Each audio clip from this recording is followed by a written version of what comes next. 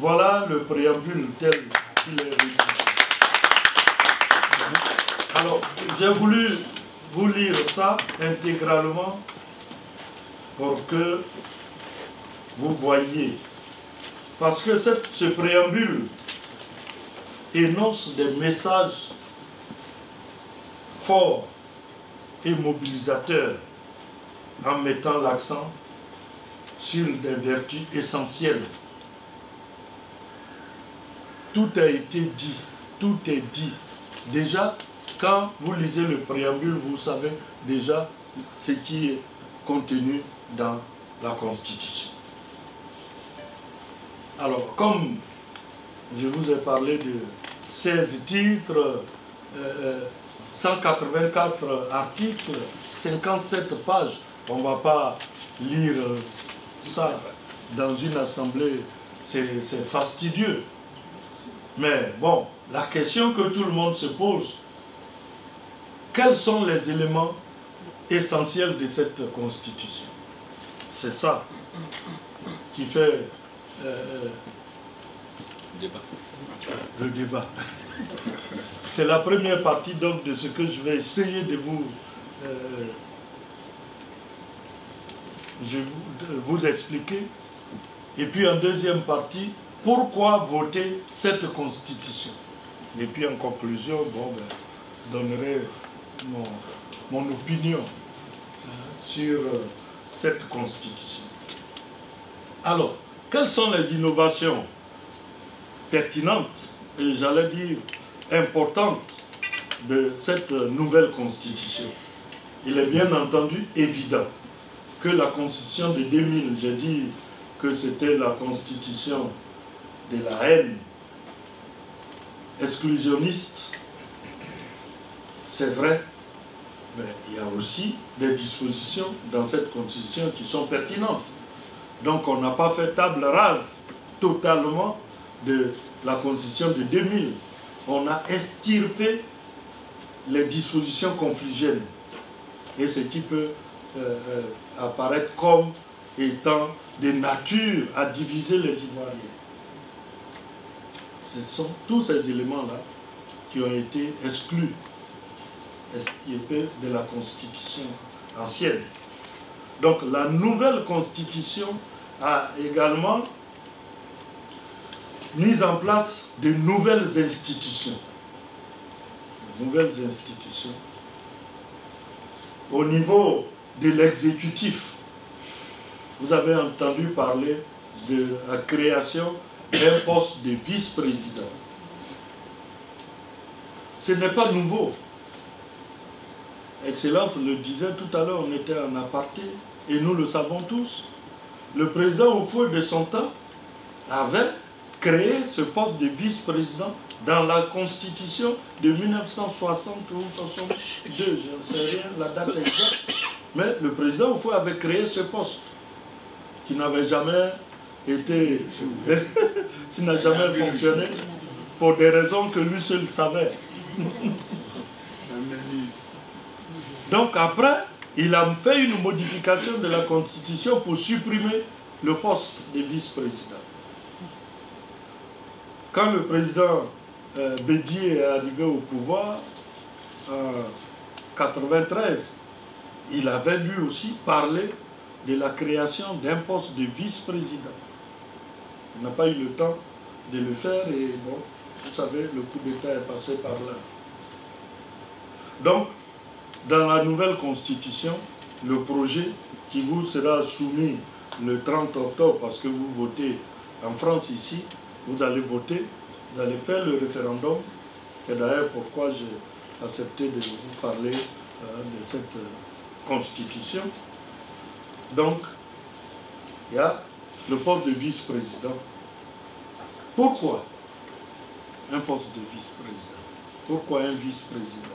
Les gens disent, oui, il y a un premier ministre, alors pourquoi on crée encore le poste de vice-président? D'autres même vont jusqu'à dire c'est budgétivore, il ne voit pas l'intérêt, etc., etc. Si, il y a un intérêt important au plan juridique et au plan politique. Au plan juridique, la Constitution de 2000, telle que celle qui est en vigueur maintenant, puisqu'on n'a pas encore adopté la nouvelle, quand le président de la République, en cas d'empêchement, pour quelque raison que ce soit, c'est le président de l'Assemblée nationale qui assure l'intérim. Et vous voyez que juridiquement, c'est deux pouvoirs distincts. La séparation des pouvoirs doit pouvoir jouer jusqu'au bout. Or là, si le président est empêché, c'est le président d'un autre pouvoir, qui est le pouvoir législatif, qui vient s'introduire, j'allais dire s'immiscer dans l'exécutif. Comme le président de l'Assemblée nationale est un député, donc élu, un élu national, donc c'est pourquoi qu'il faut qu'il assure l'intérim. Mais ça fait un hiatus, puisque lui il vient d'un autre pouvoir qui est normalement indépendant du pouvoir exécutif. Et du coup, il va sauter des escaliers et puis il va dans un domaine qui n'est pas le sien. Donc ça, avec la nouvelle constitution, on règle ce problème-là. Le vice-président qui sera élu sur la même liste, le ticket, que le président, il a l'onction populaire. C'est le peuple qui va l'élire. Et donc, si le président est empêché, il prend le relais immédiatement, sans, j'allais dire, sans bruit et en douceur. Et c'est le pouvoir exécutif qui continue sa marche logique, sans interférence d'un autre pouvoir. Donc voilà le sens juridique, la portée juridique et politique aussi, là, de la création de ce poste de vice-président. Deuxième innovation, c'est le Sénat. Vous êtes en France ici, donc vous savez ce que c'est que le Sénat et le rôle que le Sénat joue. Mais à Abidjan, les gens ne comprennent pas. Parce qu'ils ne savent pas ce que c'est que le Sénat. D'ailleurs, je vais vous donner une anecdote. Tout récemment, au concours d'entrée à l'ENA, parce que je suis venu en mission avec le directeur général de l'ENA, le jury a posé la question à un candidat qui aspire à être haut cadre de l'administration, puisque c'est le cycle supérieur de l'ENA. On lui a demandé qu'est-ce que c'est qu'un sénateur. Là, il ne sait pas. La différence entre un sénateur et un député, il ne sait pas. Hein? Non, mais écoutez, quand on aspire à être un haut cadre de l'administration, à l'ENA, il y a le droit administratif qu'on a étudié, qu'on est censé connaître. Donc, même si le Sénat n'existe pas en Côte d'Ivoire, on doit pouvoir savoir que ça existe ailleurs et que c'est une chambre, la deuxième chambre, la chambre basse. Voilà. Donc, chez nous, à Abidjan et ailleurs, les gens ne comprennent pas le bien fondé. Mais le président a eu à l'expliquer longuement. Cette chambre a sa place, surtout dans l'évolution actuelle de la Côte d'Ivoire, avec la décentralisation, les collectivités territoriales. Et puis le président l'a expliqué. Il y a des gens qui ont servi l'État au haut niveau. Président d'institution, ancien ministre. Mais après, quand ils sortent, parce qu'un poste ministériel, il ne faut pas croire que c'est éternel. Hein. Dès qu'on vous nomme là, il faut aussi être prêt à partir. Voilà. Ah oui, et il faut le comprendre. Un ministre, bon, c'est une mission. Hein. J'allais même dire éphémère. Parce qu'il ne faut pas croire qu'on peut rester ministre à vie. Hein. Même au temps de Oufoué. Bon, c'est vrai que d'autres sont restés 22 ans, 30 ans, mais ils ont fini par partir quand même. Donc, alors le président a expliqué que ces hauts responsables qui ont assumé des responsabilités plus haut niveau, pourrait être nommé au Sénat. C'est pour ça d'ailleurs qu'il s'est réservé le tiers qu'il va nommer et les 2 tiers qui seront élus. Je prends un cas, le président Gbagbo, par exemple, si demain il vient, il pourrait être nommé sénateur pour qu'il participe au débat parlementaire. La limite d'âge en société, il peut toujours être candidat aussi. Il peut même être candidat. C'est ce que j'ai dit à un de mes amis FPI. J'ai dit, mais vous vous plaignez, on a supprimé la limite d'âge. Mais quand Gbagbo va venir, peut-être, enfin, je ne sais pas, je ne suis pas juge. Je ne sais pas, on ne sait pas quand. Voilà, quand. Il arrive d'abord. Ah ouais. On ne sait pas quand. Mais justement, on a fait ça pour que, quel que soit le temps qu'il mettra là-bas, quand il va arriver, il pourrait être candidat, n'est-ce pas? Voilà.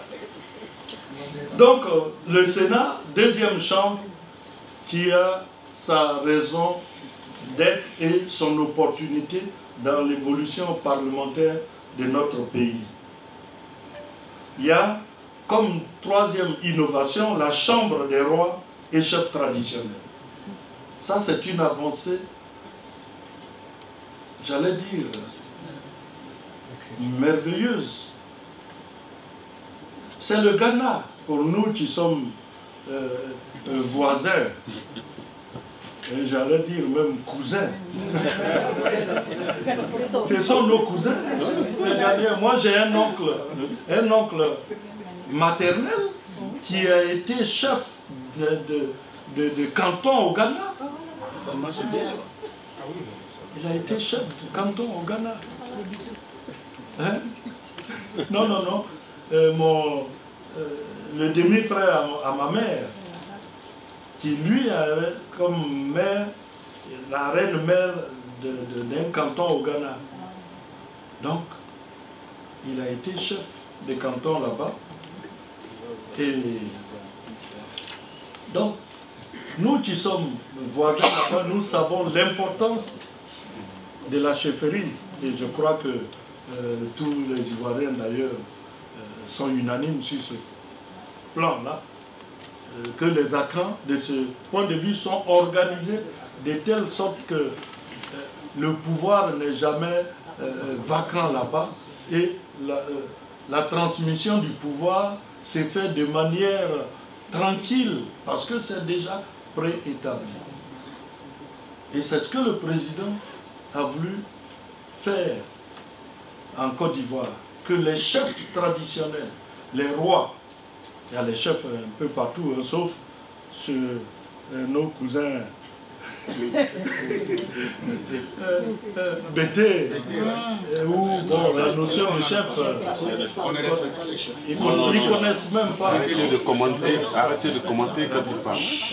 Mais bon, le bagnon, fait office de chef à un moment donné. Et puis demain, un autre vient. Bon, voilà. Mais c'est leur culture. C'est leur culture. Donc, ce n'est pas un reproche qu'on leur fait. Le président a voulu constitutionnaliser le rôle des chefs et des rois. Et aujourd'hui, en attendant même le vote de la Constitution, déjà, il les a dotés d'un siège à Yamoussoukro. Il y a le chef, en l'occurrence le roi d'Enzima, Kotoko, l'ambassadeur, c'est un ancien ambassadeur à Montana, Tanoé, qui est le président de cette chambre. Ils ont une dotation budgétaire d'à peu près 800 millions. Le président a équipé le bureau, secrétariat, véhicule et tout. Et aujourd'hui, le roi Tanoé, quelqu'un a dit, il n'est même plus à Bassam. Il a élu domicile à Yamoussoukro. Il a élu domicile à Yamoussoukro. Donc ça, c'est une institution qui vient d'être créée. Quatrième institution qui vient d'être créée aussi, et qui existait sous une autre appellation, la Cour des comptes. Avant, c'était la Chambre des comptes. Maintenant, c'est devenu une cour avec tous les attributs dévolus à cette cour. Et enfin, le Conseil économique et social qui existait, mais qui a vu ses missions élargies, étendues à l'environnement et à la culture. L'actualité aujourd'hui, le monde entier, c'est l'environnement. COP 21 par là, COP 22 par là, etc., etc. Donc, le président a donné une autre mission supplémentaire au Conseil économique et social, qui s'occupe désormais de l'environnement et de la culture. Voilà un peu les nouvelles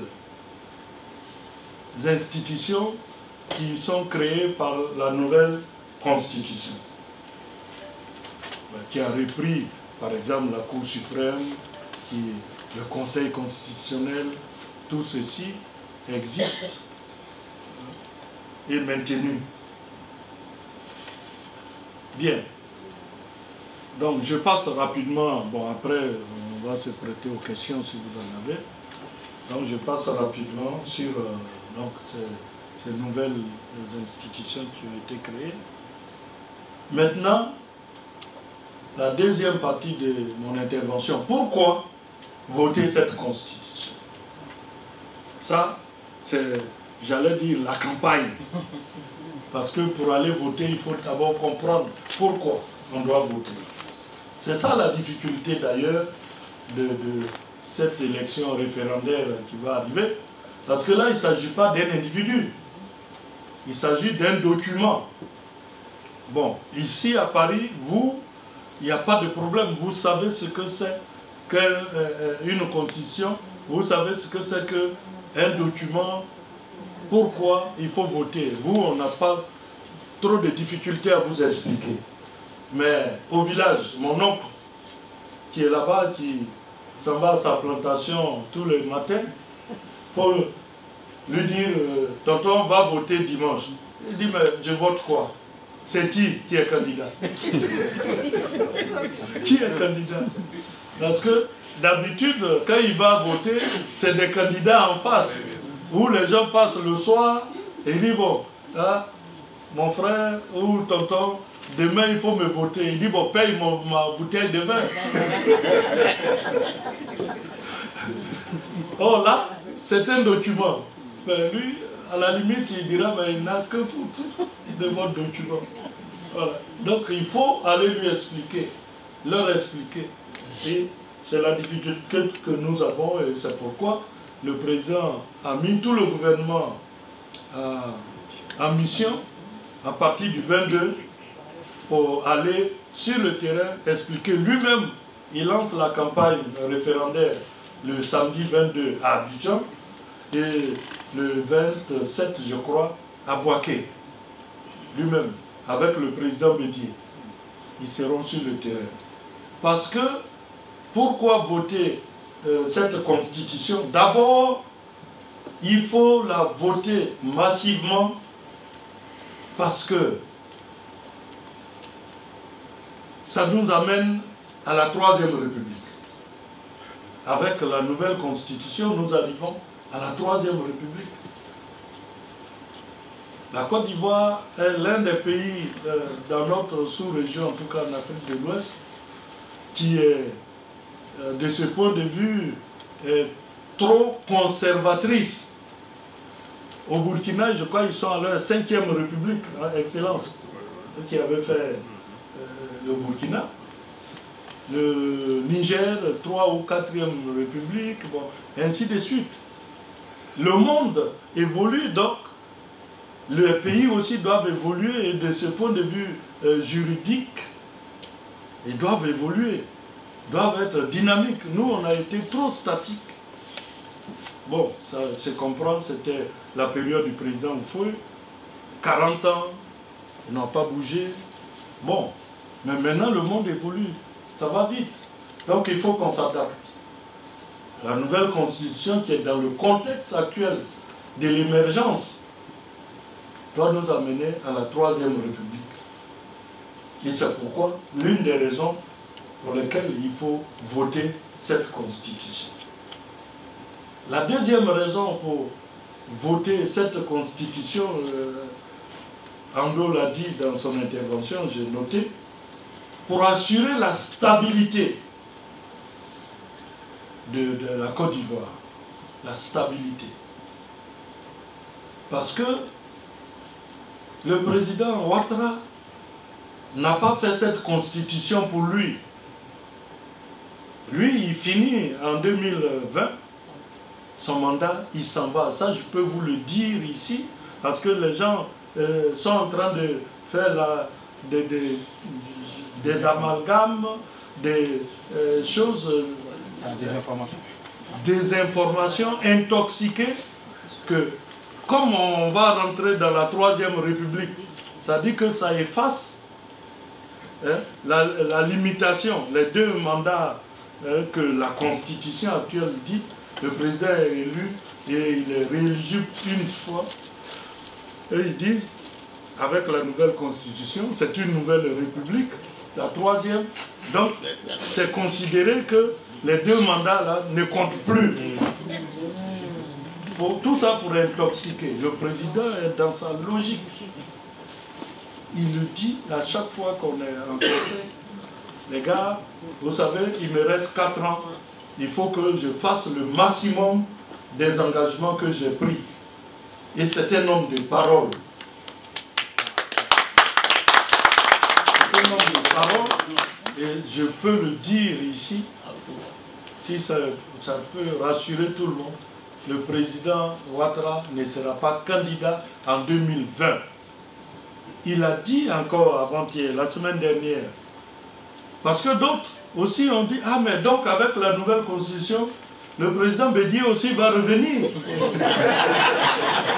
Puisqu'il n'y a plus de limitation d'âge. Le président Bédié aussi l'a affirmé, il ne sera pas candidat. Voilà. Donc les deux, ils sont sur la même longueur d'onde. Et ils n'ont ni vice-président, ni président. Ils ont affirmé que cette constitution qu'ils proposent, c'est pour les générations à venir, les générations futures. Quand un homme d'État raisonne comme ça, c'est là que l'histoire retient son passage. C'est-à-dire qu'il ne bâtit pas pour lui, il bâtit pour l'avenir et les générations futures. Le président l'a dit, en 2020, il cède le témoin, le fauteuil. Bon, maintenant, à qui? Bon, mais comme la Côte d'Ivoire est bénie de Dieu, comme la Côte d'Ivoire est bénie de Dieu, on trouvera les hommes nécessaires, capables de prendre le relais. Et puis, Dieu merci, le président Ouattara, il finit son mandat, mais il est encore vivant. Le président Bédié est encore vivant. Nous prions pour qu'il vive encore longtemps, pour nous encadrer, parce que c'est notre génération. Je ne dis pas que je serai président ou vice-président demain, mais celui qui le sera, il sortira de notre génération. Et donc, ils vont nous encadrer pour assurer la relève et maintenir le pays dans la stabilité, dans la paix et le progrès. Comme dit Bédié, le progrès pour tous, le bonheur pour chacun. C'est ce que nous souhaitons, c'est ce que nous voulons pour nous-mêmes et pour nos enfants et nos petits-enfants. Nous encore, on va vers la sortie aussi, hein? Parce que juste après eux, c'est nous. Et donc nous aussi, on va sortir. Les vieux. Voilà. Donc, je vais teindre mes cheveux.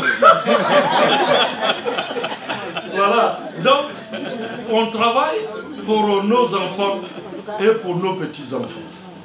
C'est dans cet esprit qu'il faut voir cette constitution qui va assurer le passage du témoin de manière douce, tranquille.